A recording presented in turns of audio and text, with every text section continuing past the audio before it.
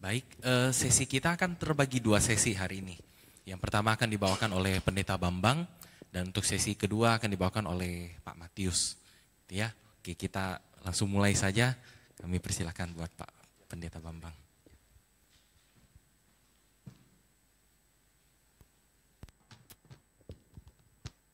Shalom, selamat malam.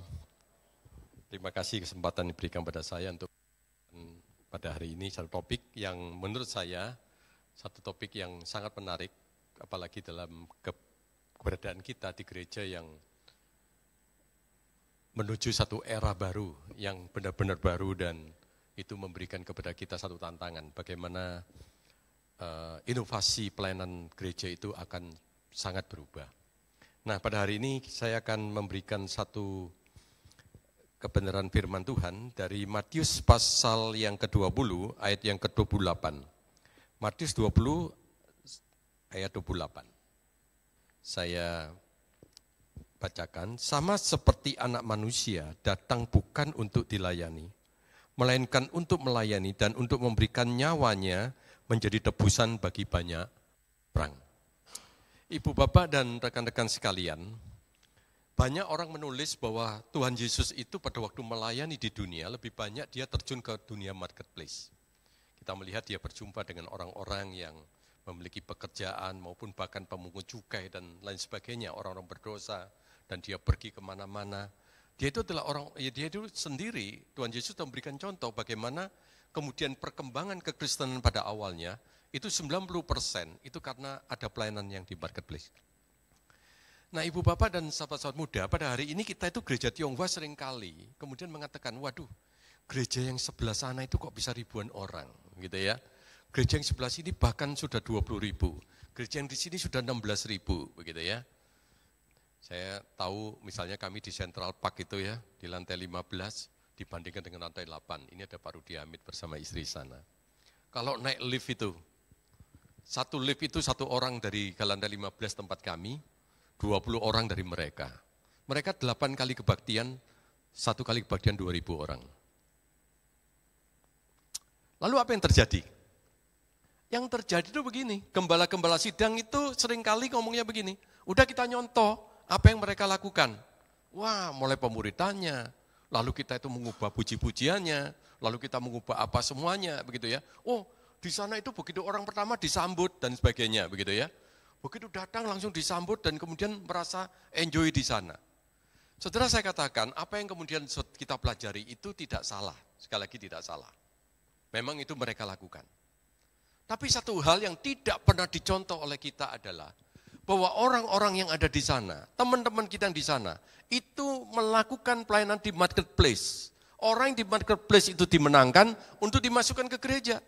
Makanya mereka menyerbu kampus. Mereka menyebut kantoran untuk mengadakan apa? Untuk mengadakan fellowship di sana. Saudara, begitu luar biasa. Saya tinggal di Garden Garden, di perumahan itu, saudara. Lalu kemudian pada waktu saya di sana, saya tuh kok heran ya. Kalau setiap Kamis itu kok ada 2 rumah yang di Boulevard itu di mobil begitu ya. Nah, kemudian saya pikir ini apa ini ya? Kok setiap Kamis ada di situ? Nah, satu kali saya itu kemudian lihat mereka keluar, baru saya tanya. Saya beranikan tanya aja gitu ya. Ternyata mereka itu adalah tergabung dalam kelompok kecil yang tidak bergereja. Dan itu pimpinannya adalah seorang anak dokter yang terkenal di Jakarta. Tidak ada gerejanya. Lalu saya tanya, 2.000? Iya. Saya pikir, saudara, bayangkan loh.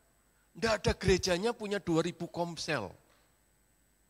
Saudara, saya kemudian berpikir, wah, ini kok begini, kok hebat ya. Enggak punya gereja loh. Lalu saya tanya, lalu kalian apa yang dilakukan? Kami itu setiap hari bergerak di marketplace, Pak. Kami memenangkan orang-orang yang ada di sana. Kami ajak one-to-one Bible reading, ataupun saya ajak untuk kemudian pemuritan, masuk kelompok komunitas mereka. Tapi mereka tidak mau ngomong pemuritan ya, care group atau apa begitu. Nah, saya rindukan, saudara. Memang betul, gereja mereka mengadakan dengan kebaktian yang bagus, kita contoh harus bagus. Penyambutan bagus sebagainya. Tapi yang menjadi persoalannya adalah kelemahan kita itu di marketplace ministry kita ini. Saudara, Yesus itu memberikan kepada kita satu hal yang baik, saudara. Ya. Next, mungkin ya, supaya lebih gampang. Saudara, terima kasih ya. Ya, terima kasih. Saudara, saya itu kemudian berpikir, di dalam zaman AI ini, apa yang dapat dilakukan oleh gereja kita? Bapak Ibu, sekali lagi saya katakan, yang punya usaha, yang menjadi profesional, itu memiliki satu kapasitas chance yang lebih besar untuk memenangkan orang. Dibandingkan dengan kita itu di gereja mengadakan KKR. Itu sangat besar sekali. Saya kadang-kadang Jumat itu diminta, saudara, siang itu ada satu organisasi, yang kemudian mereka itu mengkoordinasi kelompok-kelompok marketplace, pimpinannya dari sana, dan kemudian mereka mengadakan kebaktian. Saya sering kali diminta untuk menjadi pembicara di situ. Saudara, kemudian saya tanya, kenapa kalian ini kemudian melakukan kelompok yang seperti ini? Mereka mengatakan satu hal, Pak Bambang, kalau kita mau memajukan kekristenan, mau tidak mau, kita yang di marketplace, kita yang menjadi pengusaha, kita menjadi profesional Kristen, kita harus terjun, kita melakukan pelayanan ini, kita melakukan menjangkau orang. Kalau gereja itu sulit, Pak, sangat sulit. Seperti Pak Alek ini tiba-tiba pergi terus ke bank-bank gitu ya. Nanti jemaat akan ngomong begini, oh Pak Alek maunya ke bank, kalau yang ke bawah masyarakat tidak mau itu. Saudara, saya ingin cerita, saudara. Saya ke gereja Singapura, saudara. Satu gereja Singapura itu didirikan dengan satu hal, saudara ya. Itu pertama kali berdiri, dia itu memenangkan orang 21 orang. 2 tahun tidak buka gereja. Jadi mereka pemuritan, kemudian mereka sungguh-sungguh merumuskan gereja mereka kalau buka itu mau melakukan apa? The Crossing Church itu. 2 tahun tidak buka. Begitu kemudian dia buka, yang dilakukan adalah pelayanan marketplace. Yang diserbu adalah kampus-kampus, yang diserbu adalah orang-orang yang ada di kantor. Apa yang mereka lakukan? Melalui one-to-one Bible reading. Mereka melakukan melalui komunitas. Saudara tahu tidak? Di Singapura memenangkan orang itu sulit. Banyak gereja itu yang kemudian menjadi besar, itu pindahan dari gereja lain. Tapi gereja ini, itu karena memang mereka menjangkau marketplace. Dalam 6 tahun, jemaat mereka 800. Saudara, saya studi banding ke sana. Setelah itu saya diminta oleh pastornya, kamu Senin ke sini ya ke kantor saya. Kantornya kecil. Di situ anak muda yang pakai celana pendek, pakai kaos, bawa ransel dan sebagainya itu penginjil. Ternyata itu 11 orang, 1 pendeta, 10 penginjil. Lalu kemudian rapat pertama adalah mengevaluasi khotbah kemarin. Pastornya yang khotbah, yang anak buahnya suruh evaluasi. Wah, saya kaget juga gitu ya. Wah, mereka berani ngomong apa semuanya begitu. Setelah selesai, tugas kita langsung lakukan apa dan sebagainya. Sebentar lagi bilang, go. Mereka itu pakai satu gerakan, go. Hah? Go kemana ini? Lalu pastornya ngomong sama saya, yang jaga gereja itu saya. Yang lain pergi ke marketplace. Jemaat kami juga ke marketplace. Lalu hamba-hamba Tuhan ini pergi ke kampus. Melakukan apa? Untuk one-to-one Bible reading. Saudara, saya itu di gereja itu begitu banyak keluarga muda dan anak muda, saudara. Itu mereka adalah orang-orang profesional. Tetapi yang mengharukan saya, besok kamu lihat saya di McDonald ya, jam 7 pagi. Pendetanya sendiri. Dia lagi one-to-one dengan seorang direktur bank di sana. Pendetanya sendiri jam 7 sampai jam 11 hari itu, hari Selasa itu 1 jam dengan 1 orang lagi, 1 jam datang lagi, 1 jam lagi dengan. Dia menjangkau, jadi dia itu sampai di McDonald itu. Jadi kemudian saya kemudian setelah selesai saya ngomong sama dia. Saya mengatakan, Pastor, ini yang kamu lakukan. Iya. Saudara, hari ini mereka sudah 4 kali kebaktian. Lalu, 1 kebaktian itu dalam bahasa Mandarin. Padahal pastornya adalah orang India. Dia India, mamanya Chung Warren. Pastor Dines itu. Luar biasa. Jadi dia mengatakan begini, selama gereja itu, di mana kemudian orang-orang di marketplace tidak mau memenangkan orang lain di marketplace, gereja itu sulit untuk maju. Dia cerita seperti itu. Nah, saya tidak panjang lebar, saudara, karena nanti Pak Matius Kelvin akan lakukan lagi, saudara ya. Saudara, salah satu yang bagaimana kemudian kita itu bisa lakukan, saudara. Kalau kita punya perusahaan, ataupun kita bekerja di satu perusahaan, saudara. Saudara, AI itu dapat membantu kita dengan AI Sentiment Analysis, saudara. Artinya apa, saudara? AI itu bisa menganalisa emosi, sikap, atau perasaan yang terkandung dalam teks percakapan staf di kantor. Email dia, chatnya mereka, medsos mereka, ataupun melakukan survei, betul ya Pak ya? Nah saudara, kita lakukan itu saja. Kalau kita sebagai pimpinan di pabrik, ataupun pimpinan di perusahaan, ataupun kita bekerja di satu tempat, kita menjadi HRD di sana, saudara kita bisa minta bantuan AI ini untuk menganalisa grup WhatsApp-nya dari rekan-rekan kita itu. Dianalisa. Nah setelah dianalisa saudara, kemudian kita tahu ada sentimen positif, ada sentimen negatif, atau yang kemudian natural saudara. Itu pasti, ya percakapan kita lihat di dalam teks itu. Kenapa saudara? Karena AI sentiment analisis itu saudara, itu bisa menganalisa emosi, sikap, atau perasaan yang terkandung dalam teks percakapan staf kantor saudara. Itu yang harus kita sadari. Nah inilah yang membuat kemudian kita bisa mendapatkan kesimpulan ini. Lalu kemudian saudara, analisa itu dilakukan juga dengan NLP, Natural Language Processing. Yaitu AI itu sanggup untuk membaca kata-kata, konteks, dan nada komunikasinya orang itu. Nah setelah kemudian kita tahu semuanya itu, kemudian saudara, akan terjadi tren percakapan. Itu yang dibaca. Ada orang yang kemudian mengalami burnout, oh mungkin di antara staf kita ada yang loneliness, ada yang mengalami work-life balance, artinya dia tidak bisa membagi waktu antara pelayanan ataupun waktu keluarga dan pekerjaan. Atau kemudian analisanya dia mengalami mental health yang negatif. Nah setelah kemudian kita tahu sebegitu saudara, sebetulnya ada yang kemudian dapat kita lakukan, yaitu apa saudara? Kita bisa mengadakan faith and mental health lunch talk, Bapak Ibu. Saya pernah diundang satu tempat yang mengatakan gini, Pak Bambang, ini adalah orang yang mengalami work-life balance yang mengalami pergumulan di situ. Nah Pak Bambang sebagai pendeta sudah pernah mengalami itu ya, apalagi sudah menjadi pimpinan, pernah jadi pimpinan sinode, bagaimana membagi waktu dengan keluarga dan sebagainya. Lalu saya tanya, loh ini dalam rangka apa? Lalu orang-orang dari gereja seberang itu saudara mengatakan, loh Pak, kami itu sudah nyelidiki, teman-teman kami ada yang seperti itu, kami kumpulkan setiap siang, setiap Jumat siang. Daripada mereka kemana-mana, saya kasih makan, kemudian Bapak aja nanti kemudian sharing dengan mereka. Akhirnya saya masuk. Nah, saya bercakap-cakap, saya berkenalan. Lalu mereka sudah tanya, ini apa masalah bagaimana mereka membagi waktu? Ya bercakap-cakap aja, tenang-tenang aja. Sampai 6 kali saya yang lakukan seperti itu. Nah setelah 6 kali kemudian Pak Bambang boleh enggak? Mungkin sudah akrab ya. Mulai Injil masuk. Nah setelah ke-6 kali saya kemudian diminta untuk mulai bicara tentang Injil kepada mereka. Jadi mereka mengadakan faith and mental health lunch talk di kantor itu. Lalu kemudian saudara, setelah selesai, kemudian mereka sudah mulai tertarik dengan kekristenan. Cuma kemudian mereka membentuk komunitas yang namanya Like Works.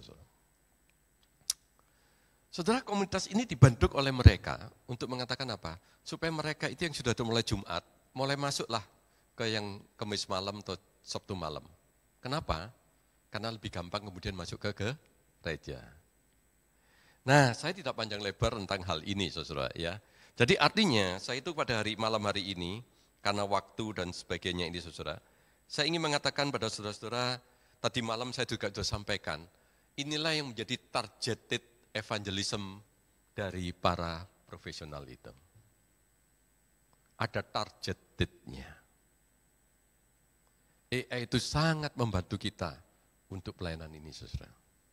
Kita harus mulai, karena gereja sudah di zaman era AI. AI memang ada kelemahan, tapi punya banyak kelebihan yang kegunaannya dapat kita lakukan untuk bagaimana gereja kita itu akan bertumbuh. Kita yang di marketplace, itu adalah orang-orang yang memiliki kans yang lebih banyak untuk dapat memenangkan orang di sana.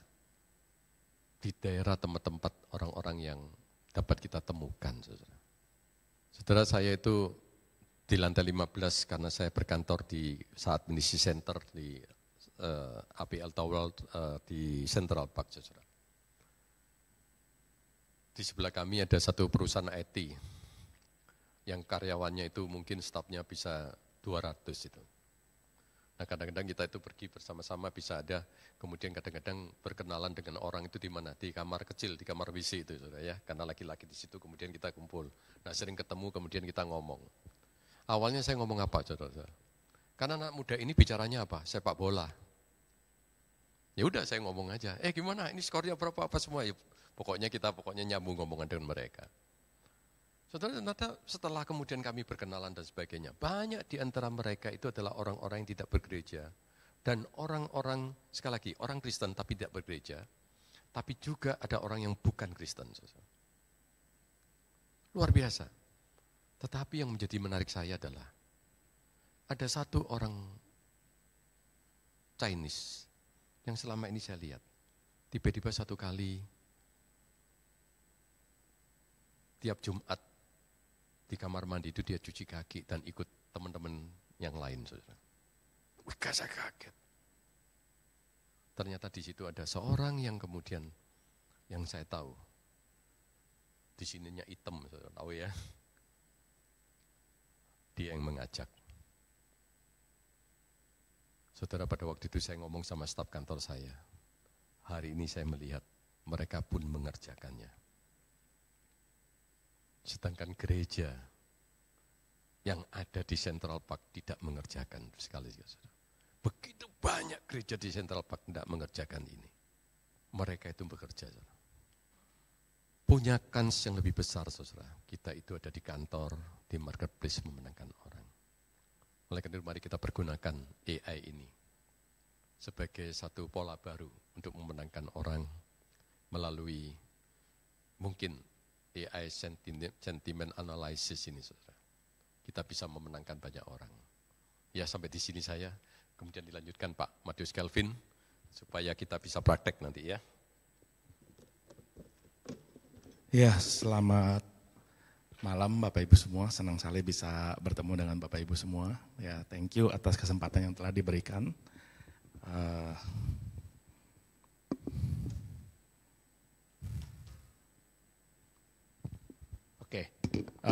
Jadi saya akan melanjutkan dari apa yang sudah di-sharingkan oleh Pak Bambang ya untuk tema kita From Marketplace to Ministry. Tapi ada beberapa mungkin yang belum mengenal saya, izinkan saya mengenalkan diri terlebih dalam gitu ya. Jadi saya sendiri memang keseharian saya berwirausaha Bapak Ibu, saya utamanya bergerak di bidang IT. Jadi memang kalau urusan AI jadi makanan sehari-hari ya, dan saya memaksakan karyawan saya yang para programmer coding pun juga menggunakan AI, seperti itu ya. Jadi termasuk juga di fungsi-fungsi lain seperti HR, marketing, terus bagian procurement, saya memaksa mereka ya corporate communication untuk juga aktif menggunakan AI, seperti itu. Ya, tapi kalau untuk usaha-usaha yang lain memang terlihat banyak Bapak Ibu, ada edukasi, ada solusi, ada produksi tepung telur, itu semua baru coba-coba Bapak Ibu. Ya karena bisnis lagi turun, ya kita mesti berjuang, jadi nyoba-nyoba, jadi belum kelihatan hasilnya, seperti itu. Ya ini perjuangan aja. Nah tetapi saya juga memang aktif di organisasi Bapak Ibu ya, jadi saya diminta untuk jadi Dewan Penasehat, mendirikan Yayasan Kita Kuat Bersama Indonesia, itu adalah lembaga edukasi untuk para UMKM, gitu ya. Lalu kemudian saya juga aktif dalam organisasi alumni S1 saya di Bina Nusantara, ya di mana itu kita ada komunitas untuk para alumni yang entrepreneur, gitu ya, Bina Nusantara Alumni Entrepreneur Community, dan juga saya diminta oleh kepala sekolah dari Nusa Tenggara Timur ya, dari Kupang, untuk bangun komunitas bagi mahasiswa-mahasiswa dari Indonesia Timur yang mendapatkan beasiswa di UPH dan Prasetya Mulia. Gitu. Dan di situ memang akhirnya kita melihat ini jalan Tuhan untuk mempersiapkan mereka selama mereka kuliah, dan harapannya begitu mereka lulus, mereka siap, sudah selesai kita muridkan dan kita siap untuk diutus di dunia marketplace seperti itu. Saya sendiri juga terlibat sebagai Chief of Data and Information System di Ikatan Alumni Universitas Prasetya Mulia, itu S2 saya.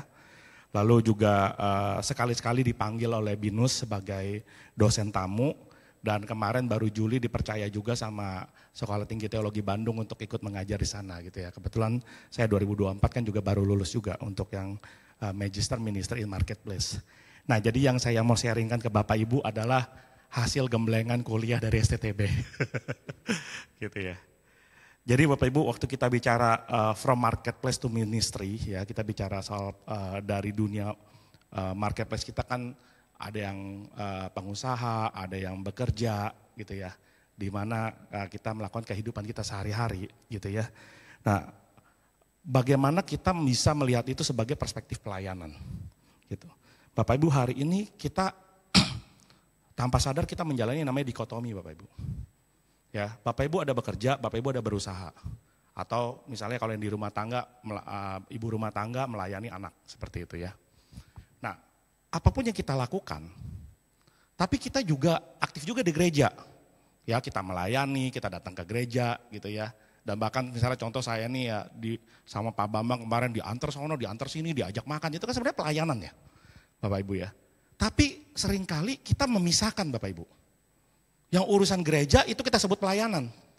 Tapi urusan kita berusaha, bekerja, kita sebutnya apa Bapak Ibu? Pelayanan enggak? Ya seringkali kita sebutnya itu ya kita sedang nyari duit buat hidup. Nanti pelayanannya di gereja. Ya tanpa sadar kita memisahkan dua dunia ini Bapak Ibu. Gitu. Ya. Padahal apakah? Jadi saya melihatnya begini Bapak Ibu. Kita yang mayoritas hidup kita Bapak Ibu, mayoritas hidup kita, ya kalau kita kerja aja minimal 8 jam sehari. Habis itu masih urusin keluarga, betul ya? Ada hubungan sama teman, betul Bapak Ibu ya? Nah Bapak Ibu yang aktif masih ada pelayanan. Tapi kan berarti yang disebut pelayanan yang di gereja, berapa persen sih Bapak Ibu? Dari kegiatan Bapak Ibu yang itu semua yang lain-lainnya. Kalau gitu urusan pelayanan kita hanya sekian persen dong. Perspektif ini yang sebenarnya menjadi problem besar. Memangnya waktu kita melayani anak, mendidik anak itu bukan pelayanan? Terus kalau kemudian kita membuat sebuah perusahaan, lalu kita bisa mempekerjakan dan memberi rezeki bagi banyak orang. Itu pelayanan bukan? Gitu. Nah perspektif ini sehingga yang membuat kita harusnya tidak lagi memisahkan antara apa yang kita kerjakan dan antara apa yang kita lakukan di gereja. Semuanya itu mendapatkan porsinya masing-masing dan semuanya itu adalah pelayanan. Gitu. Nah kalau dilihat kenapa sih dikotomi ini terjadi? Gitu. Kenapa sih pemisahan rohani sekuler itu terjadi gitu? Bahkan saya dulu pernah ada masa ya, waktu saya bergereja dulu, gembala sidangnya bilang, enggak boleh dengar lagu gereja, lagu duniawi. Kalau punya kaset, bakar. Sampai begitu loh Bapak Ibu. Enggak boleh datang ke bioskop, karena bioskop gelap. Di sana enggak boleh anak terang masuk ke tempat yang gelap. Saya pernah merasakan itu Bapak Ibu. Tapi kemarin ada film Superman. Saya ajak anak saya. Ya, terus kemudian anak saya tanya, Papa kenapa sih demen sama Superman? Saya bilang, coba lihat superhero lain kayak Batman. Kalau dia jadi superhero pakai topeng enggak? Pakai topeng. The Flash, jadi superhero pakai topeng enggak? Pakai topeng. Superman jadi superhero justru dibuka. Malah kalau jadi orang biasa dia pakai kacamata. Superman itu adalah superhero yang terang benderang. Bahkan lambang S, itu bukan lambang S, itu lambang hope. Ya, itu nama marganya dari planet Krypton.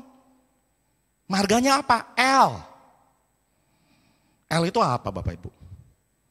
Itu Tuhan kan? Ya.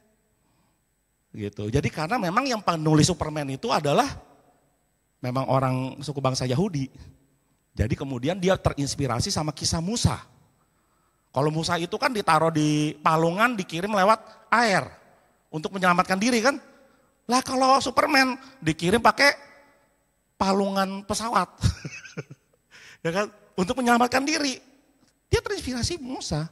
Jadi waktu saya jelaskan demikian, saya sedang memperkenalkan firman Tuhan melalui film Superman. Pelayanan bukan Bapak Ibu. Ya, jadi ini yang kemudian kita harus hati-hati masalah pemisahan sekuler ini, sekuler rohani. Dan ini gara-gara siapa Bapak Ibu?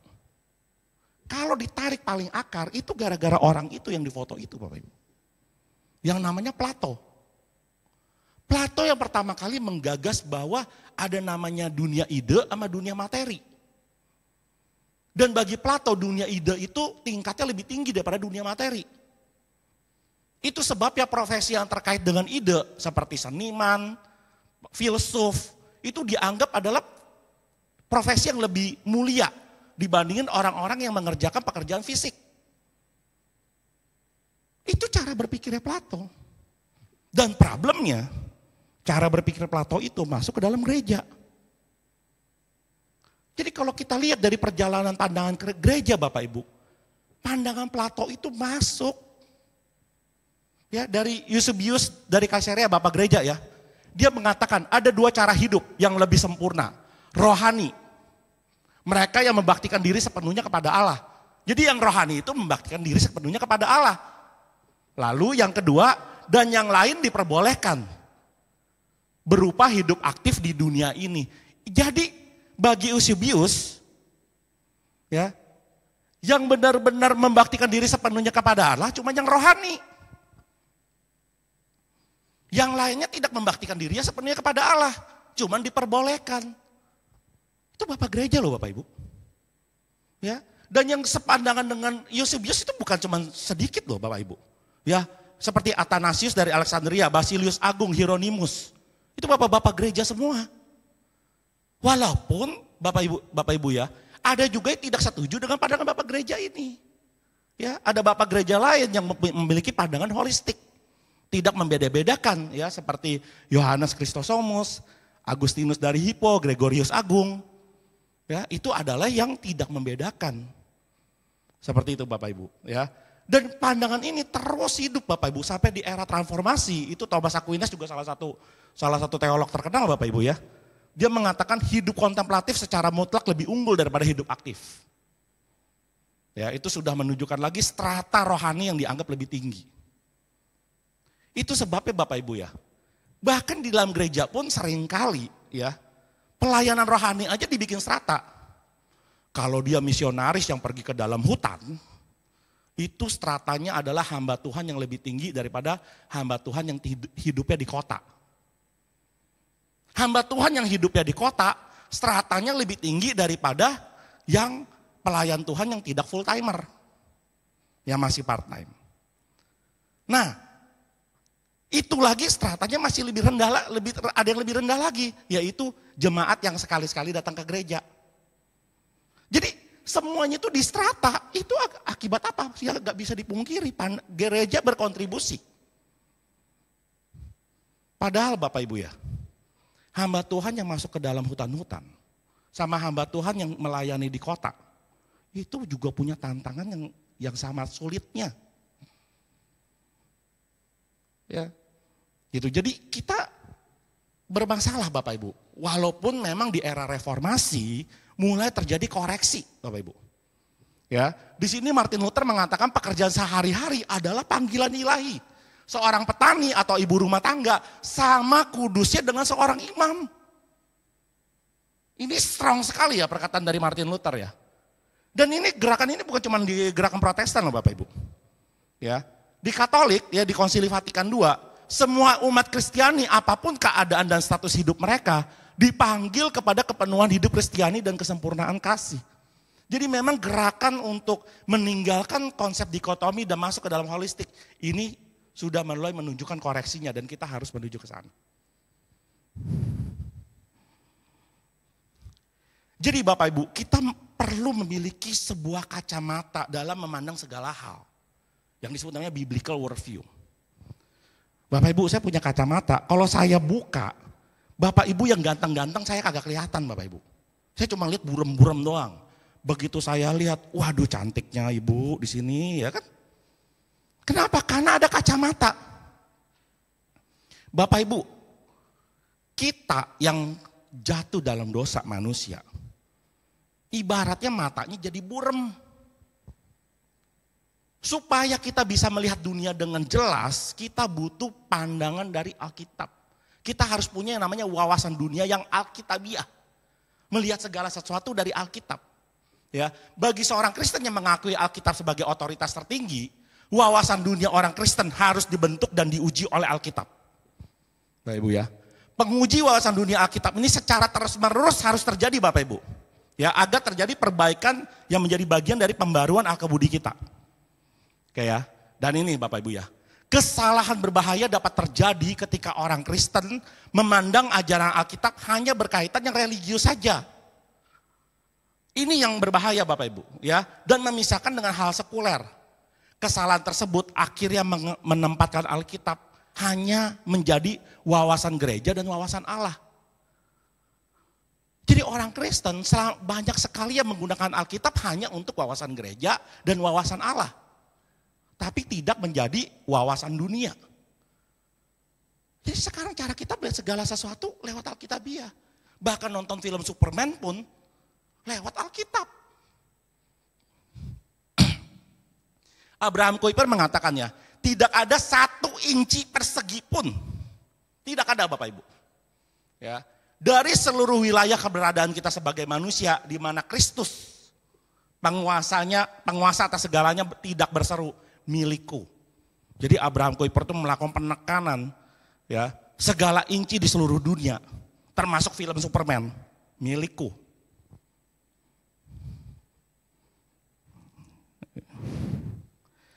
Nah, bagaimana dengan pengusaha? Oleh karena itu sekarang mulai kita coba lihat biblical worldview. Jadi pengusaha itu kan seolah-olah kayak kita merasa menjalani profesi yang mungkin agak-agak nista dikit gitu ya, karena ngambil profit. Ya, gitu. Ya udah deh saya ngambil profit, ya sepertinya kayaknya merugikan orang lain kalau ngambil profit gitu ya. Nanti saya tebusnya waktu saya jadi melayani di gereja. Ya.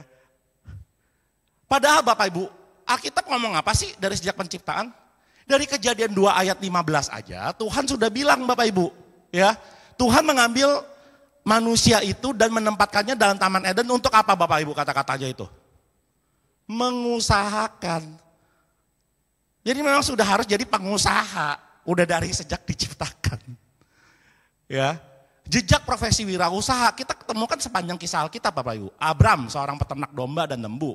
Ya, dan bahkan sangat berhasil. Paulus, Aquila, dan Priscilla itu kan entrepreneur Bapak Ibu, pembuat kemah. Ya, dan bahkan Yesus sendiri, ya sebelum dia masuk ke dalam pelayanan, dia kan tukang kayu, entrepreneur Bapak Ibu. Yesus itu entrepreneur loh. Ya, profesi wirausaha sebagai tukang kayu yang Yesus jalani, ya, merupakan suatu perkembangan profesi yang berbeda dibandingin profesi tukang kayu 100 tahun sebelumnya Bapak Ibu. Ya, ini berdasarkan penelitian dilakukan oleh David Vincent ya. Gitu. Di mana Yesus mungkin memiliki keahlian yang namanya fashioning wood product. Artinya, kita juga bicara soal teknologi yang berkembang di dalamnya. Teknologi pengolahan kayu. Seperti itu Bapak Ibu. Ya. Penyingkapan budaya dan kemasyarakatan menyatu dengan ciptaan dan perkembangan bahwa semuanya tidak berada di luar rencana Allah Bapak Ibu. Maka kita akan menjadi jauh lebih terbuka pada kemungkinan positif bagi pelayanan kepada Allah dalam segala bidang. Balik lagi, pelayanan kepada Allah dalam segala bidang. Jadi pelayanan itu bukan hanya di gereja saja walaupun itu dibutuhkan. Tapi tidak hanya lah gitu Bapak Ibu ya. Kita bisa melayani dalam bidang politik, sinematografi. Kita bisa melayani Bapak Ibu, bikin film bisa melayani. Ya, dalam bidang teknologi komputer. Ya, dan administrasi bisnis lainnya. Itu bentuk pelayanan Bapak Ibu. Ya. Tapi ya kita memang memahami yang namanya kejatuhan Bapak Ibu. Ya. Jadi metanarasi Alkitab, penciptaan, habis itu kejatuhan. Gitu. Timothy Keller mengatakan dosa mengalir dalam hati semua pekerja dan budaya dari setiap perusahaan. Ya memang nggak bisa dipungkiri, dosa itu ada dampaknya di mana-mana Bapak Ibu. Bahkan bicara soal AI, ini artikel yang sangat terbaru Bapak Ibu ya. FTC ya mengannounce ada beberapa AI claim ya yang membentuk skema-skema yang sangat merugikan. Dan ini sudah dipanis oleh FTC Amerika ya. Jadi ada perusahaan namanya Do Not Pay ya, dia sebut dirinya adalah robot lawyer. Jadi bisa pakai AI sebagai pengganti lawyer. Gitu ya. Dia mengklaim bahwa AI dapat membuat dokumen hukum yang sah, bisa memberikan nasihat hukum yang menggantikan pengacara manusia. Tapi akhirnya terbukti oleh FTC ya setelah diteliti, konsumen yang bayar layanan ternyata tidak memiliki validitas hukum. Ya, jadi beresiko punya dokumen yang cacat dan tidak sah dan tidak mendapatkan perlindungan hukum yang semestinya. Ini contoh. Ya, penggunaan AI dijadikan sebagai peluang bisnis, tapi peluang bisnis itu tidak digunakan secara bertanggung jawab dan jadi akhirnya menipu. Orang udah bayar dan dijanjikan dapat dokumen yang sah, ternyata dokumennya tidak sah. Gitu ya. Lalu ada lagi ya, Ritter, AI ulasan palsu. Dia menjual AI yang bisa bikin ulasan dan testimoni palsu.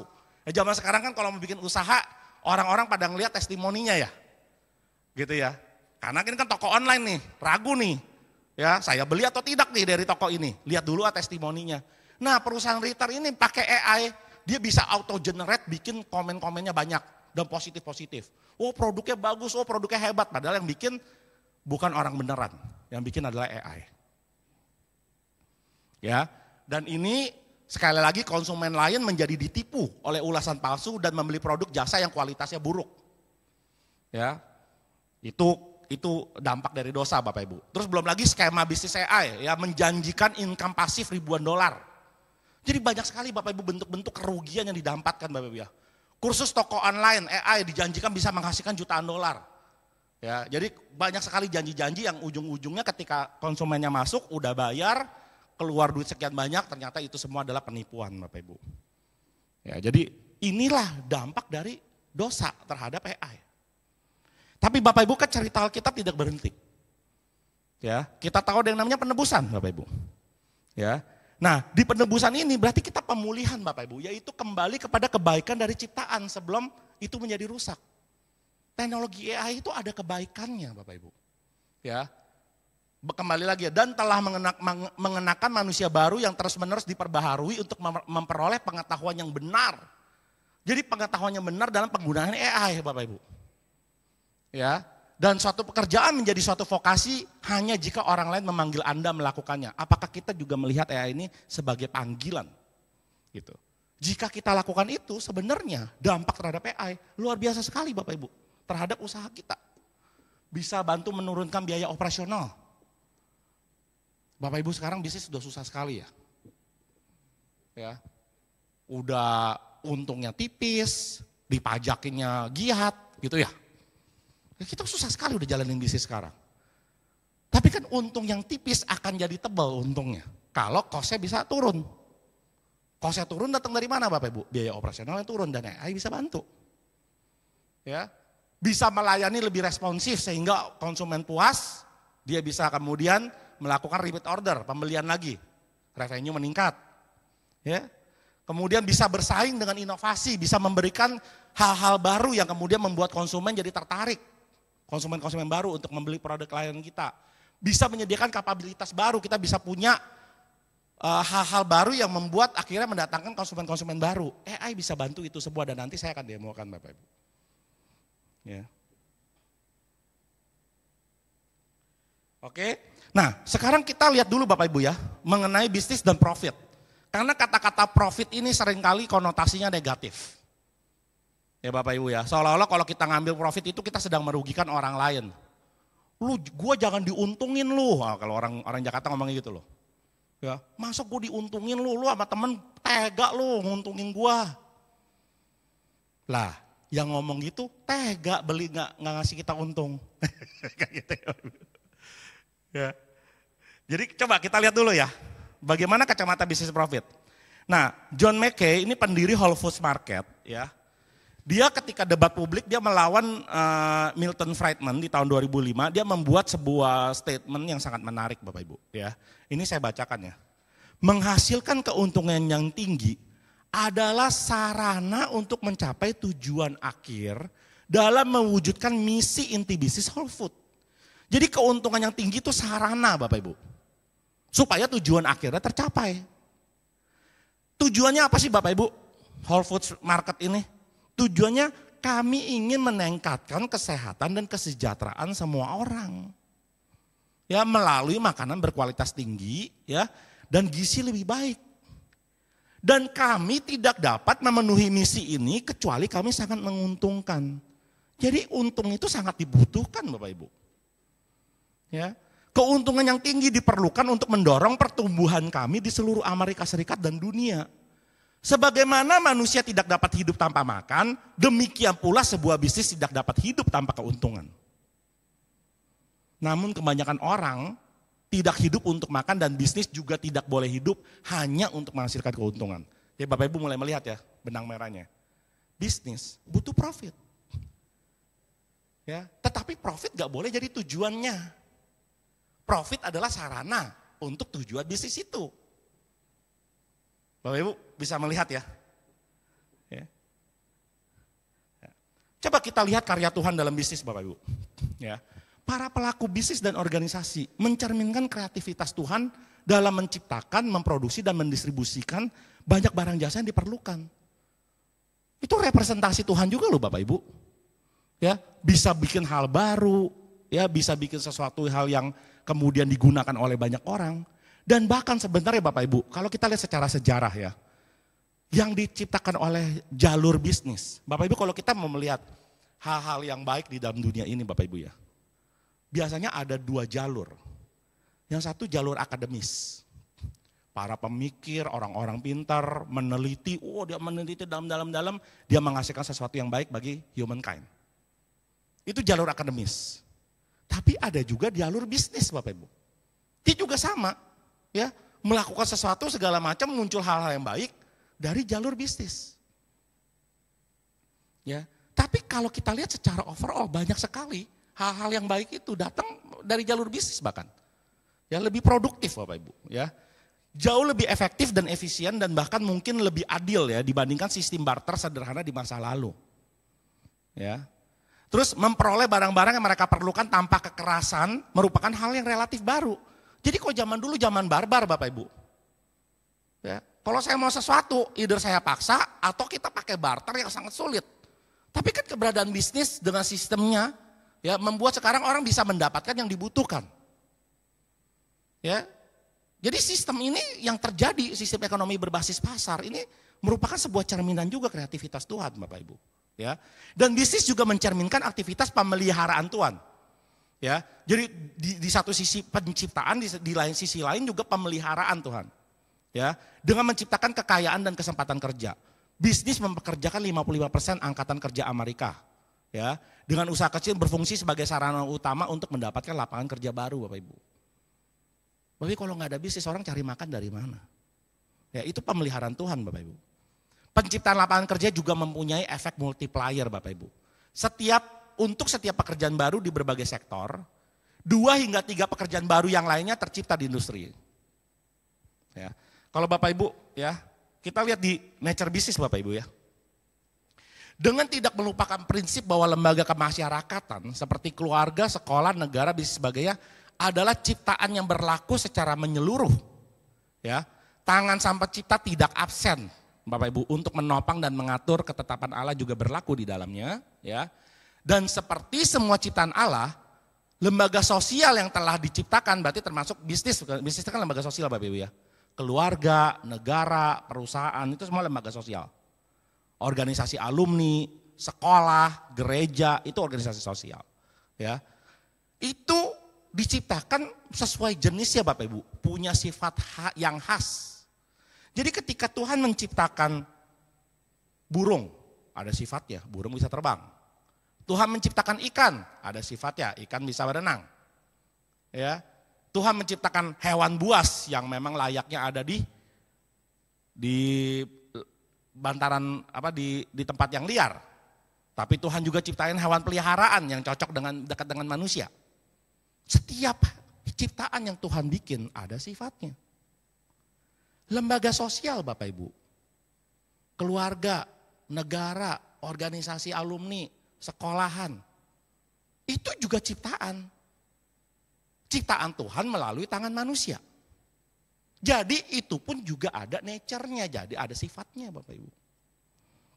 Bapak Ibu, kalau seorang ayah, dia itu sebagai pimpinan militer karena dia seorang TNI misalnya.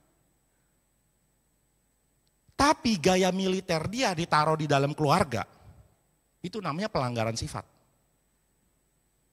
Dia punya gaya militer, silakan di TNI tempat dia kerja. Tapi kalau gaya militer yang sama masuk ke dalam keluarga, ini pelanggaran sifat Bapak Ibu. Maka ada yang tidak beres di dalam keluarganya. Organisasi itu punya nature-nya Bapak Ibu. Ya. Yayasan sama gereja sama sekolahan. Ini kan 3 organisasi yang punya nature yang berbeda. Masing-masing ada sifatnya dan masing-masing ada domainnya. Hati-hati ketika satu domain melampaui dari domain yang lain. Pasti dampak yang terjadi adalah bukan hal kebaikan. Ya. Bisnis pun ada sifatnya dan profit bagian dari sifat dari bisnis. Kalau bisnis tidak menciptakan profit, melanggar nature Bapak Ibu. Saya usaha saya masih kecil. Ya, dan saya membangun usaha saya bersama dengan adik saya. Bisa dikatakan usaha ini jadi ya usaha keluarga Bapak Ibu, karena yang bangun saya dan adik saya. Tapi semua jajarannya profesional. Yang saya gaji Bapak Ibu. Lalu saudara sepupu saya datang, hidupnya susah minta tolong kerjaan ke saya. Kasih gak Bapak Ibu? Sepupu minta tolong minta kerjaan nih. Kasih gak Bapak Ibu? Kita pekerjakan gak? Bingung kan ya? Kalau saya bos di perusahaan besar, dulu saya pernah kerja di perusahaan Astra Bu. Ya, saya pimpinan di perusahaan Astra. Sepupu saya tiba-tiba datang ke saya kalau bisa bilang, ya walaupun saya pimpinan, tapi kan saya bukan HRD. Ya kalau kamu mau ngelamar ya lewat HRD. Tapi ini kan perusahaan saya. Terus sepupu datang mau ngelamar, apakah saya tolak? Padahal dia sedang membutuhkan, kasihan kan? Maka dalam kasih saya terima. Betul Bapak Ibu ya? Tetapi begitu masuk dia merasa saudaranya owner. Berasa lebih hebat daripada yang punya. Ya. Problematik gak? Kalau dia kerja bagus mungkin lain persoalan. Kerjanya pun bermasalah. Sehingga orang bisa jadi gunjang-ganjing kan. Orang kerja kayak begitu diterima di perusahaan ini gara-gara dia sepupunya bapak bos. Yang dia lakukan itu melanggar nature. Dan kalau saya membiarkan melanggar nature. Bisnis jadi gak bagus. Bapak Ibu, kalau memang saya kasihan sama sepupu saya. Karena dia butuh secara ekonomi. Daripada kasih kerjaan lalu kemudian bikin rusak di kantor. Udah kasih aja dia duit. Selesai permasalahan kan. Nggak usah harus masuk-masuk ke dalam kantor. Kalau mau nolong ya begitu. Ya kan? Jadi hati-hati ketika sudah mulai melanggar nature. Keluarga ya keluarga ada nature-nya. Bagaimana saya membantu sebagai seorang sepupu. Tapi usaha ya usaha ada nature-nya.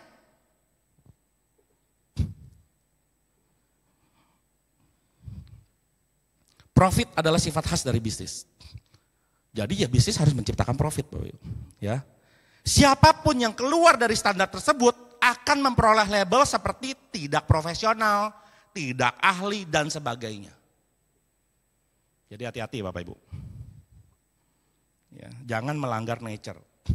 Bapak Ibu, singa itu binatang buas. Kalau dibikin jadi peliharaan, melanggar nature. Yang dijadikan peliharaan itu kucing, jangan singa. Itu Bapak Ibu ya, akan mendatangkan hal yang tidak baik. Baik bagi singa itu, baik bagi orang yang punya singa.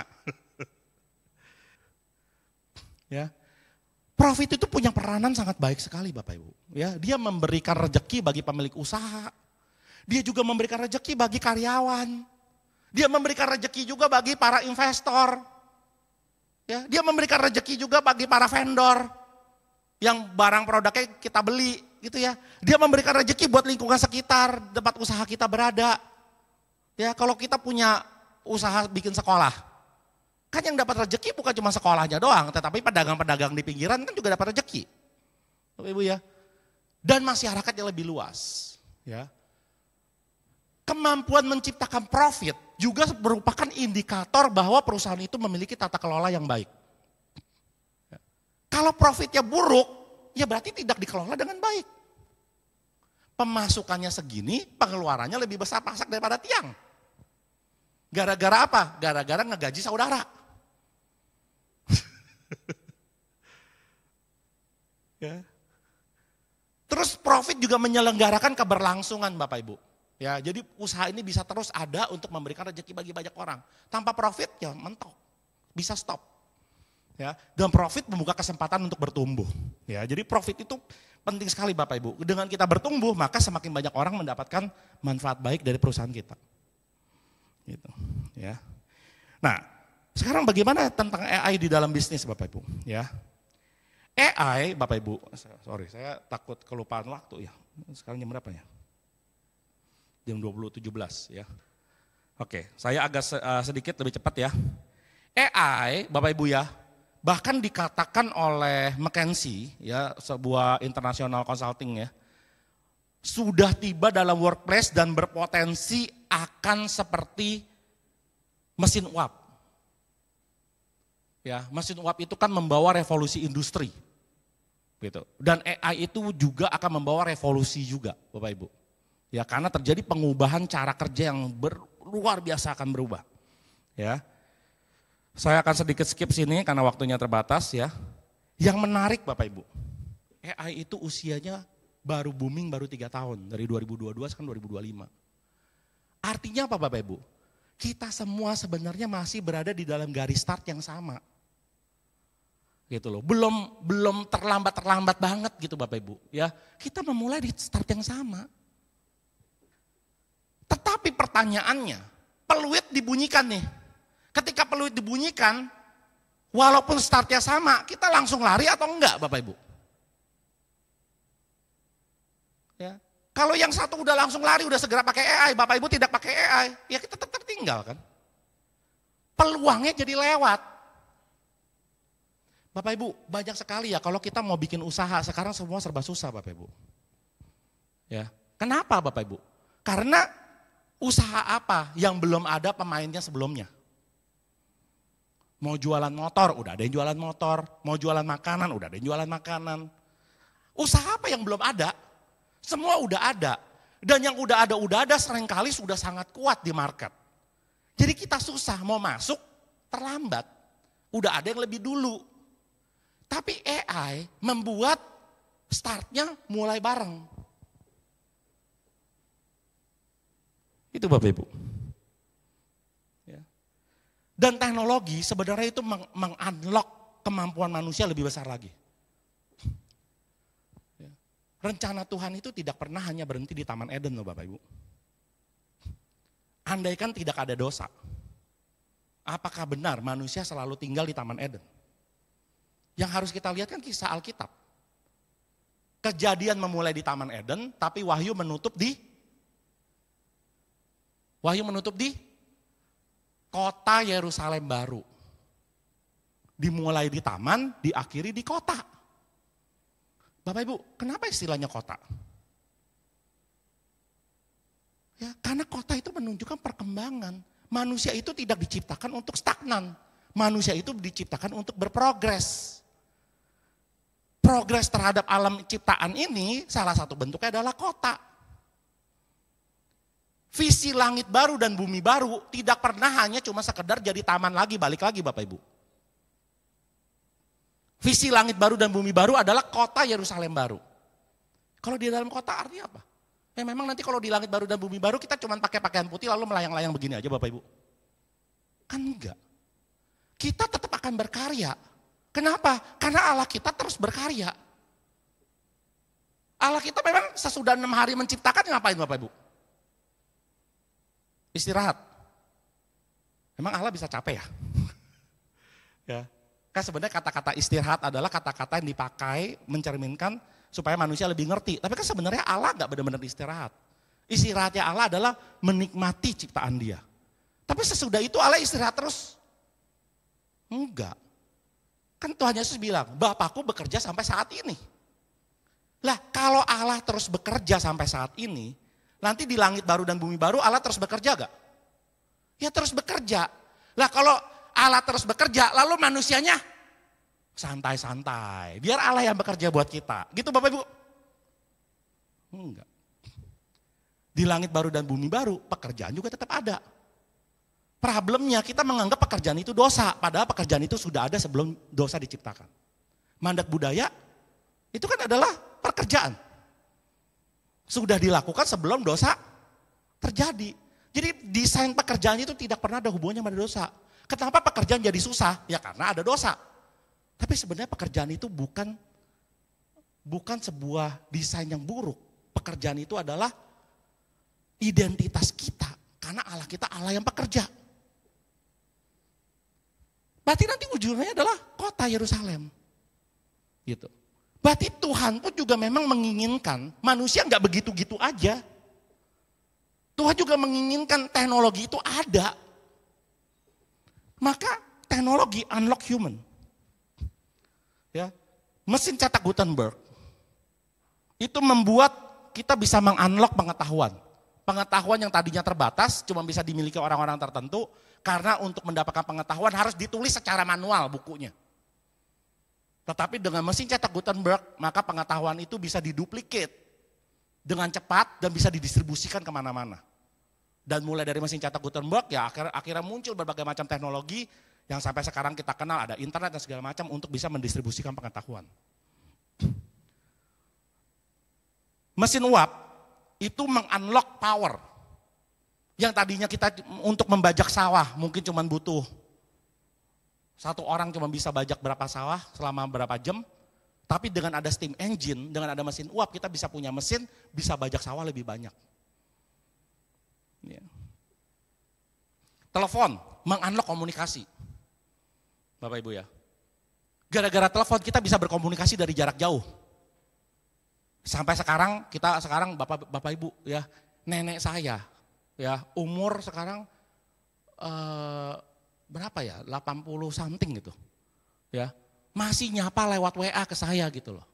Kelvin gitu loh.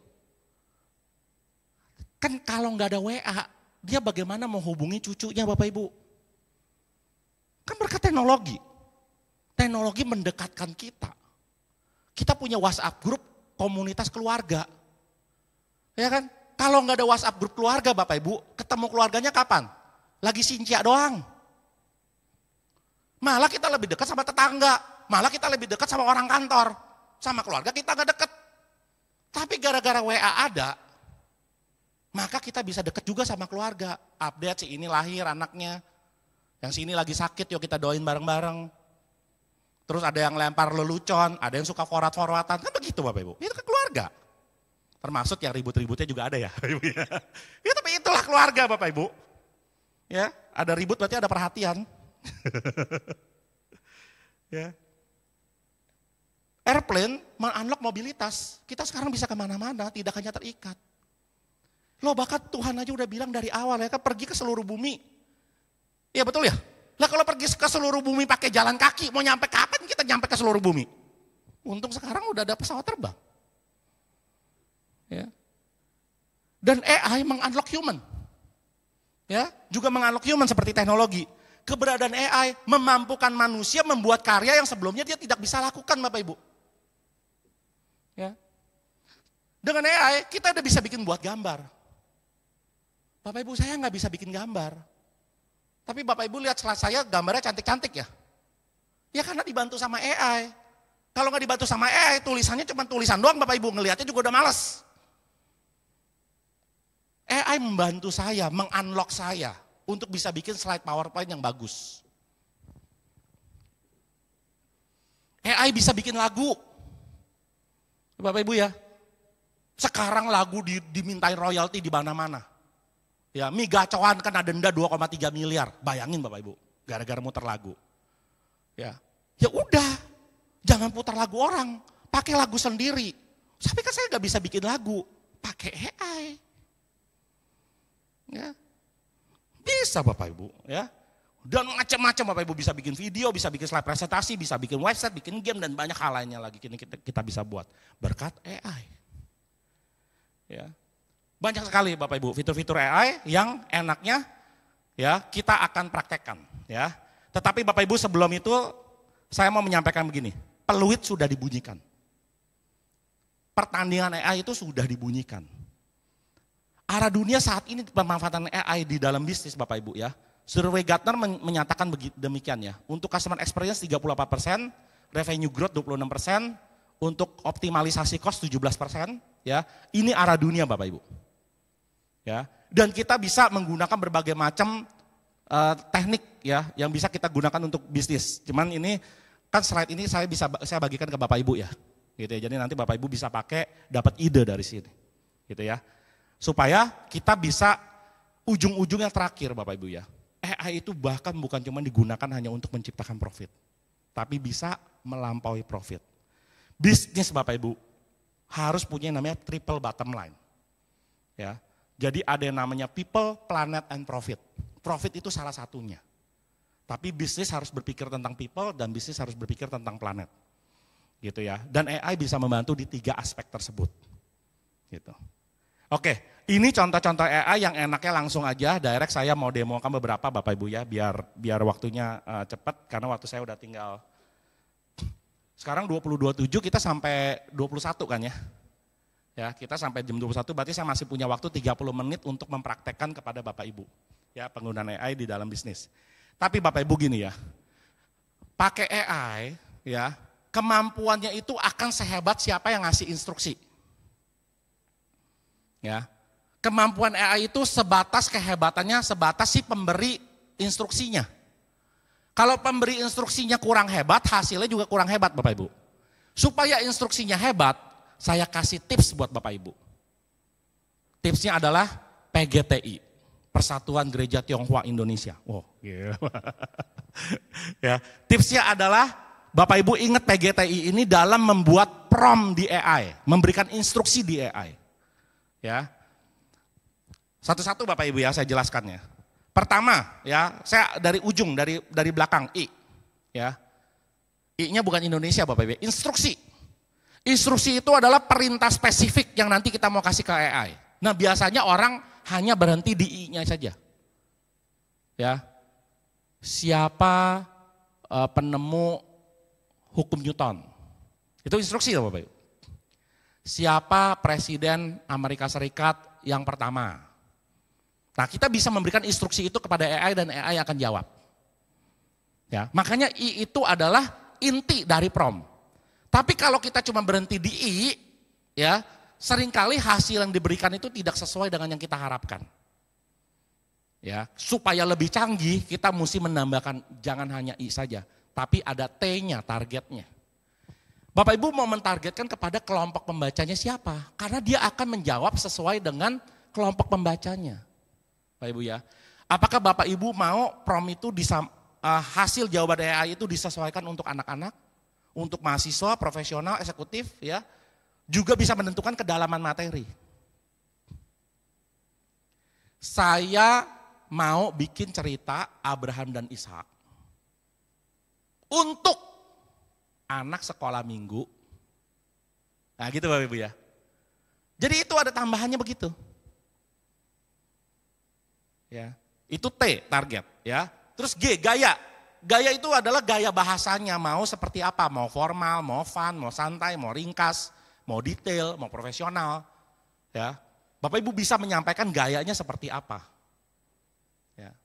Saya mau bikin pengumuman ya bahwa besok tanggal 1 sampai tanggal 5 bakalan ada demo, jadi kantor diliburkan. Kita bisa bikin begitu. Ya.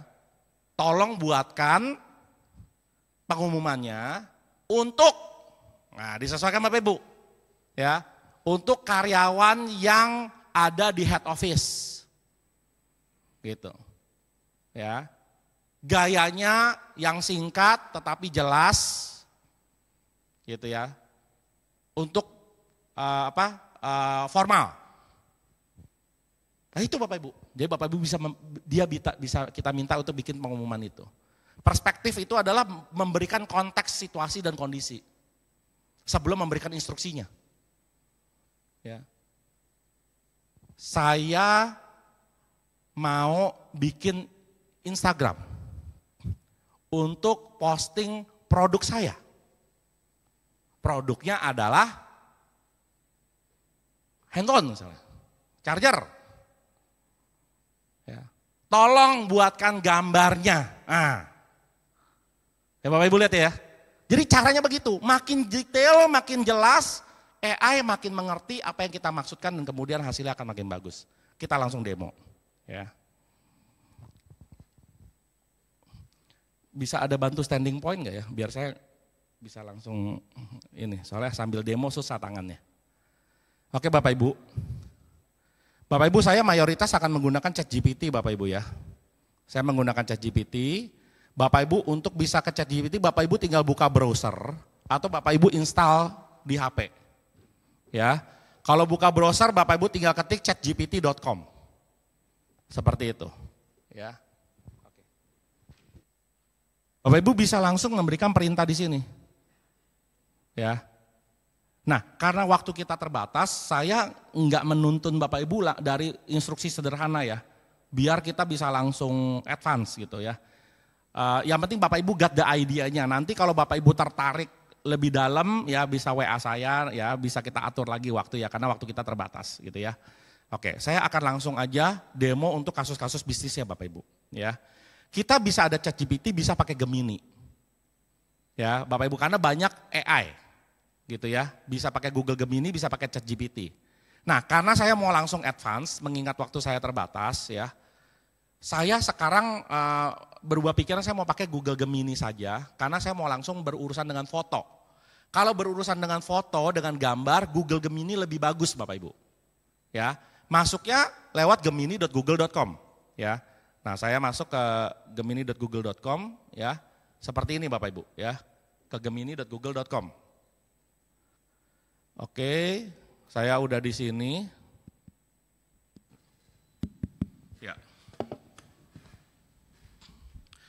Oke, saya udah di sini Bapak Ibu ya. Bapak Ibu, saya tadi foto charger saya nih Bapak Ibu. Barusan saya foto charger saya. Misalnya ini produk yang Bapak Ibu mau jual. Bapak Ibu mau bikin produk ini nih, mau jualan produk ini produk Bapak Ibu nih. Ya, terus Bapak Ibu mau taruh di Tokopedia.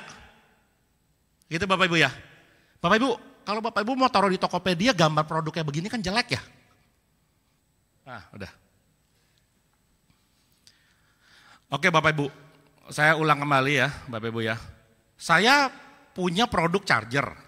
Ya, ceritanya saya beli dari Cina, mau saya jual di Indonesia. Nah, saya mau jualnya lewat Tokopedia. Lalu saya foto nih. Tapi kalau foto kayak begini kan jelek Bapak Ibu. Siapa yang mau beli kalau kayak begini? Toko kita nggak profesional. Biasanya Bapak Ibu, gambar ini kita bayar fotografer profesional. Nanti dia bikin kayak semacam mini studio, dia taruh tuh foto, dia taruh di produk, lalu produk itu difoto dalam berbagai macam sisi. Bayarnya berapa duit Bapak Ibu? Jualannya belum, keluar duitnya udah. Ya Bapak Ibu ya. Sekarang saya mau foto ini, saya bikin tanpa pakai fotografer. Ya, saya masukkan ya gambar tadi. Dari Gemini saya upload file, Bapak Ibu ya. Gambar yang tadi, yang ini.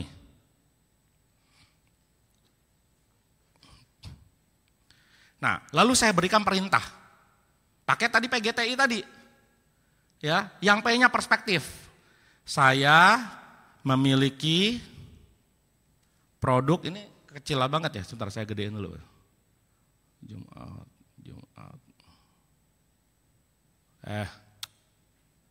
Jumat. Lah.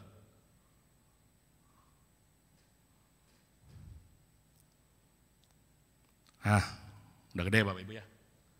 Saya memiliki produk charger MacBook seperti foto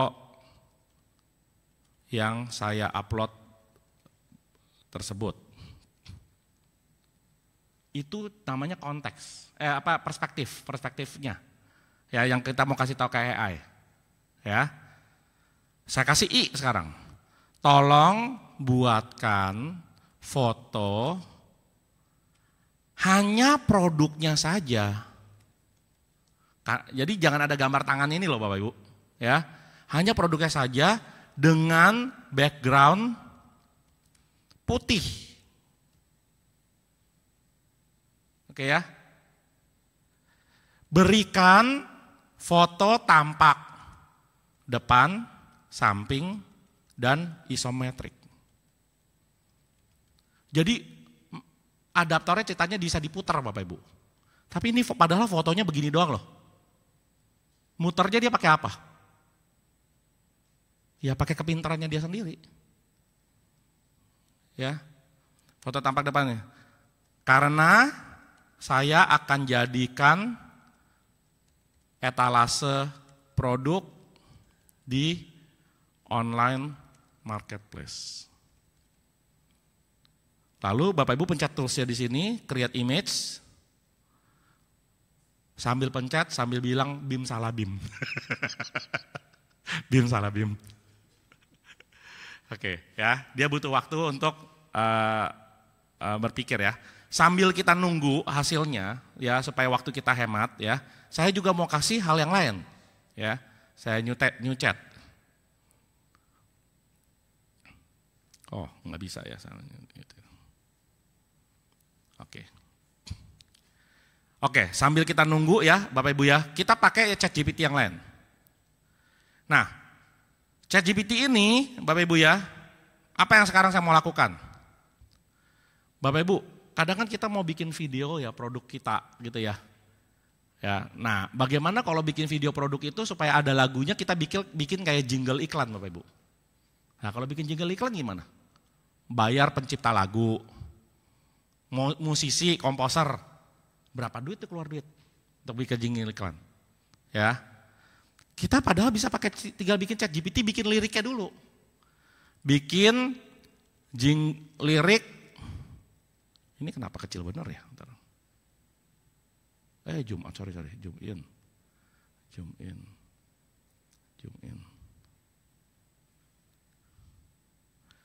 Bikin lirik lagu untuk jingle iklan bagi produk saya,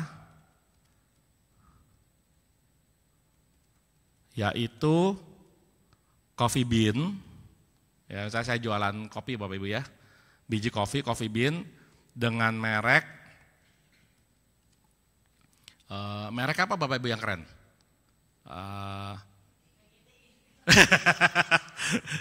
Ya, PGTI ya, PGTI.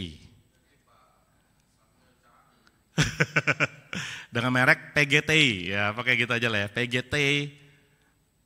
Dengan merek PGTI udah ya. Kopi. Nah, supaya jingle-nya bagus kita perlu kasih detail-detail Bapak Ibu, ya. Misalnya kopi saya dari Toraja, ya, keren, ya. Berjenis Arabica dengan taste ya fruity, ya seperti itu. Jadi nih, draft lirik jingle PGT. Dari tanah Toraja yang indah, PGT hadir bawa rasa. Arabica asli begitu istimewa, fruity taste nikmat sempurna. Weh, udah mantep Bapak Ibu ya. Gitu. Oke, nah liriknya sih udah keren nih kayak Bapak Ibu ya. Kalau dilihat dari liriknya udah bagus gitu ya. Tinggal sekarang bikin lagunya. Bikin lagunya kita bisa pakai namanya suno.com Bapak Ibu. Kita tinggal ke suno.com di sini, kita sign in ya. Kita sign in. Bapak Ibu butuh akun Gmail ya. Ya kalau udah punya akun Gmail ya bisa tinggal pakai akun Gmail Bapak Ibu gitu ya.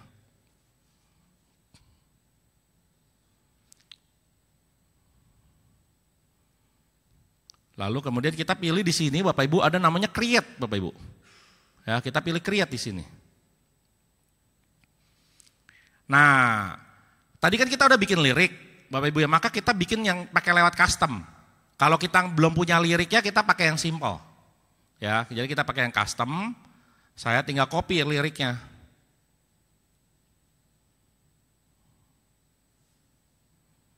Oke.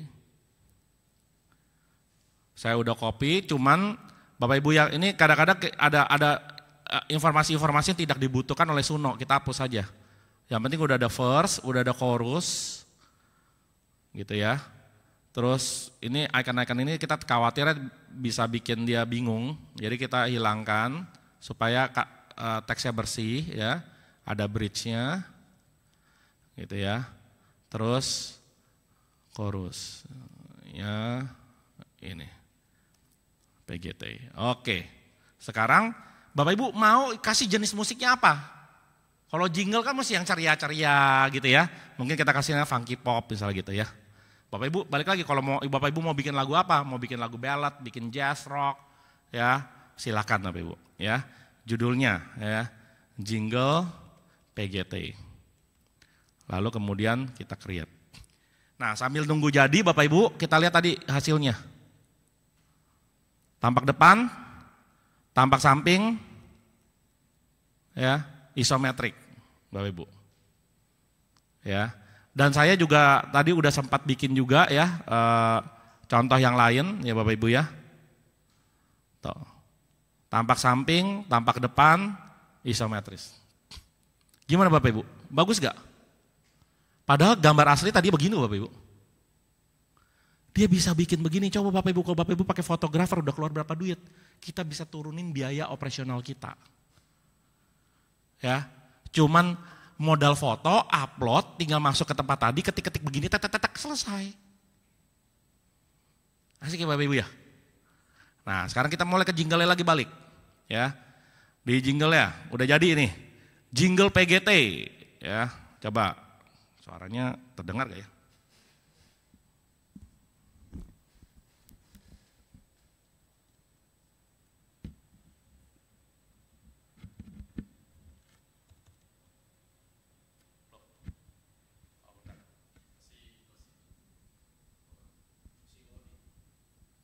Iya bentar ininya soundnya saya atur bentar. Ini bisa nggak?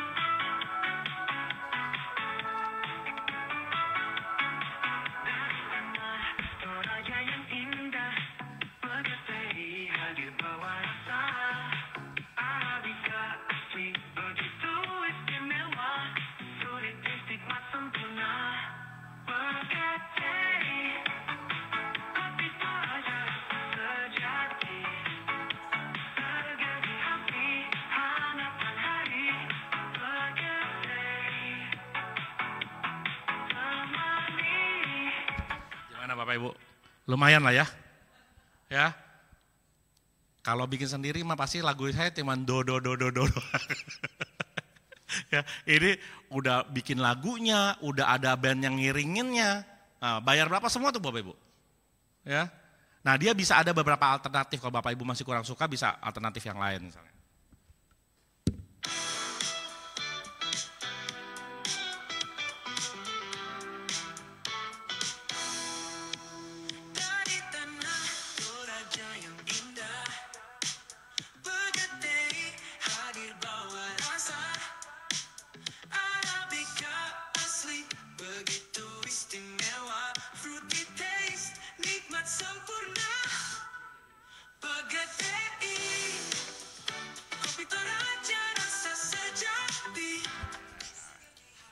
Mantap ya Bapak Ibu ya. Ya, jadi itulah hebatnya dunia AI sekarang ya. Kita bisa dengan sangat mudah, dengan cepat. Tadi cuma berapa menit Bapak Ibu? Ya, Bapak Ibu udah bisa punya jingle. Ya. Nah, bahkan Bapak Ibu ya, kalau misalnya Bapak Ibu udah punya foto produk seperti ini Bapak Ibu. Ini kalau mau diupload ke Instagram kan jelek. Ya kalau kita buat di etalase di Tokopedia mah nggak apa-apa. Kan memang buat beli produknya. Tapi kalau buat di Instagram masa kayak begini. Ya Bapak Ibu ya. Kita bisa lakukan perintah lagi. Ya. Kita bisa perintah, kita upload gambarnya tadi. Ya. Saya mau buat gambar untuk diposting di Instagram. Yaitu gambar dari produk saya, Coffee Bean. Ya. Tolong buatkan gambar yang menarik. Oke Bapak Ibu ya. Udah. Kita kirim. Seperti itu. Oke, sambil kita menunggu, saya mau sharing AI tools yang lain lagi ya, karena waktu kita terbatas, jadi kita lompat-lompat dikit Bapak Ibu ya. Bapak Ibu, kita juga mungkin dalam bisnis kita butuh pitching ke investor, mau jelasin, mau minta pendanaan gitu Bapak Ibu ya. Atau misalnya Bapak Ibu tergantung bisnisnya, kalau misalnya layanan atau jasa gitu ya, Bapak Ibu perlu presentasi ke customer gitu ya. Nah problemnya bikin slide presentasi itu juga butuh keahlian. Ya supaya tampilan presentasinya bagus. Nah ada satu yang namanya Gamma, ini bisa ngebantu untuk kita bikin slide presentasi Bapak Ibu. Ya, kita bisa start di sini, ya di gamma.app ya Bapak Ibu ya.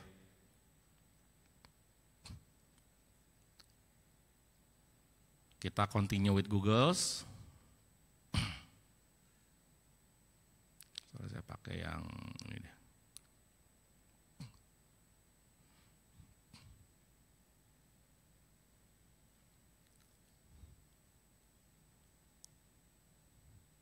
Oke, saya akan create new AI ya. Sebenarnya bagusnya ya karena biar bagaimanapun harusnya kan kalau kita mau mempresentasikan ke customer atau ke investor, kita yang punya idenya mau bikinnya seperti apa. Gitu ya. Jadi kita udah punya dulu kontennya Bapak Ibu. Ketika-tikanya minimal biar nanti dia yang ngebantu ngedesainnya. Tapi karena sekali lagi ini waktu terbatas ya supaya kita dapat idenya, saya minta dia sekalian bikinin kontennya aja. Gitu ya. Generate ya, describe ya. Saya ingin ini kan karena udah langsung ya presentasi ya. Describe what you like to make ya kan. Presentasi kepada customer ya untuk jual ya. Saya misalnya mau jual alat-alat kesehatan gitu ya. Untuk jual alat kesehatan ya berupa apa aja nih ya, saya juga bingung nih kalau kesehatannya. Misalnya tabung infus gitu kali ya, masker dan berbagai alat kesehatan lainnya. Udah, ini lebih detail lebih bagus ya, tapi ini yang penting jadi dulu Bapak Ibu ya. Saya kan lebih mau ngutamain ininya ya, bagaimana cara dia bisa membuat slide presentasi gitu. Ya, lalu dia buatin tuh ya, produk unggulan kami tabung infus, masker medis ya, dan macam-macam gitu ya. Dia jadilah Bapak Ibu, seperti ini isinya. Tapi tentunya pasti akan lebih benar kalau kita yang ngebuat sendiri Bapak Ibu, kalau konten ya. Nah, Bapak Ibu mau bikin tampilannya ini seperti apa? Ya, ini ada pilih-pilihannya Bapak Ibu, tema-temanya. Ya. Kalau berwarna-warni mungkin kayak kurang bagus ya, tapi karena ini kan buat ke customer gitu ya. Mungkin yang lebih formal seperti ini ya, kita pilih gitu ya. Atau yang ini, nah ini deh ya, atau itu agak gelap ya. Mungkin yang tadi aja deh lebih bagus. Nah ini ya, kita selectin. Bapak Ibu mau foto yang dipakai gayanya apa? Gaya ilustrasi, gaya foto realistik, gaya abstrak, gaya 3D, ini kita bisa tentukan mau gaya foto-foto yang dipakai di dalam slide seperti apa. Nah, saya pilih foto realistik, Ibu ya. Kita tinggal generate.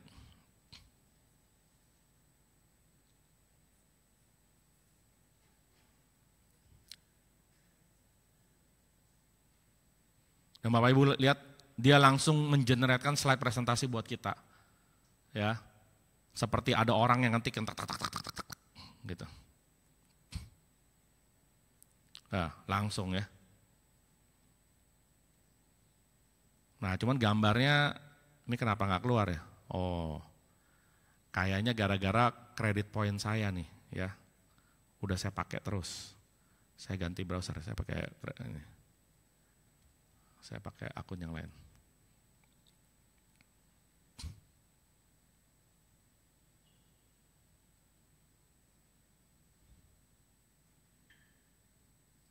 Jadi kemungkinan karena kredit point saya udah habis ya, karena kan pakai gratisan terus Bapak Ibu ya.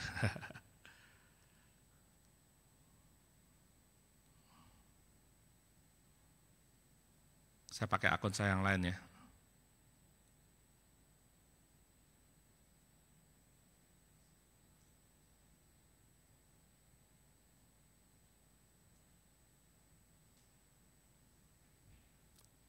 Oke. Presentasi ke customer, alat kesehatan seperti tabung, infus, masker, terus jarum suntik, dan berbagai alat kesehatan lainnya. Generate.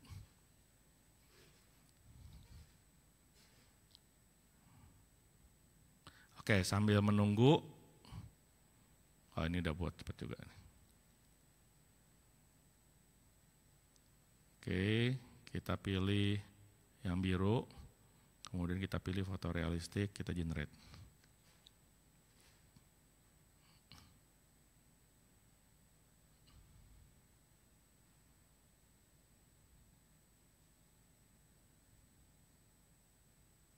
Ya, sambil nunggu jadi Bapak Ibu ya, kita lihat tadi hasil foto kita. Gimana Bapak Ibu? Keren nggak? Bapak Ibu kalau bayar fotografer repot ini. Ya. Dan bahkan tadi sebelumnya saya udah buat Bapak Ibu ya, dia lebih bisa banyak contoh. Nah, gimana Bapak Ibu? Keren ini?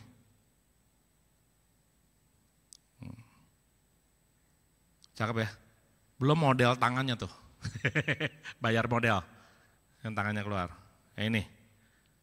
Nah, kalau ini foto bagaimana Bu? Bisa ada di outdoor. Nah, cakep sekali. Padahal cuma ngasih foto produk doang Bapak Ibu. Ini benar-benar seolah tangan orang megang. Hebat sekali. Ini memang kemampuan dari Google Gemini yang baru karena dia pakai satu engine yang dia sebut namanya Nano Banana. Itu nama engine-nya. Nano Banana. Ya, gitu. Nah, cuman dia suka kadang-kadang aneh begini Bapak Ibu. Kalau begini ini gambar aneh, jangan dipakai. Ya, tuh dia masa kebuka dari samping. Ya, nah, dia kadang-kadang ya namanya AI tidak 100% sempurna. Ya, jadi yang ini jangan kita pakai. Tapi kalau kayak gini kan cakep Bapak Ibu. Oh, ada yang di sini nih di kafe. Bayangin Bapak Ibu di kafe di Eropa. Ya, berapa kita mesti terbang dulu ke sono segala macam. Ya. Jadi itu adalah contoh berbagai macam bisa digunakan. Nah ini kita bisa tinggal langsung present hasilnya Bapak Ibu.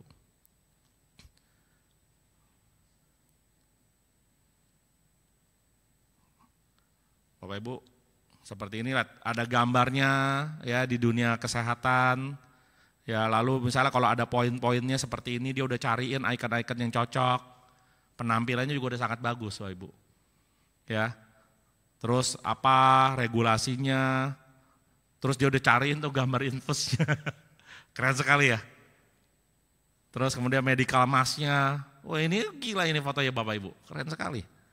Ya, tuh digital connected medical device, ya.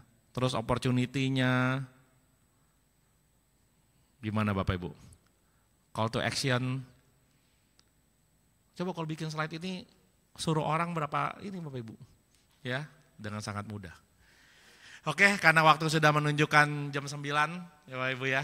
Sebenarnya masih banyak hal yang masih bisa dilihat keren-keren yang lainnya gitu ya. Yang penting Bapak Ibu sekarang got the idea, coba-coba trial.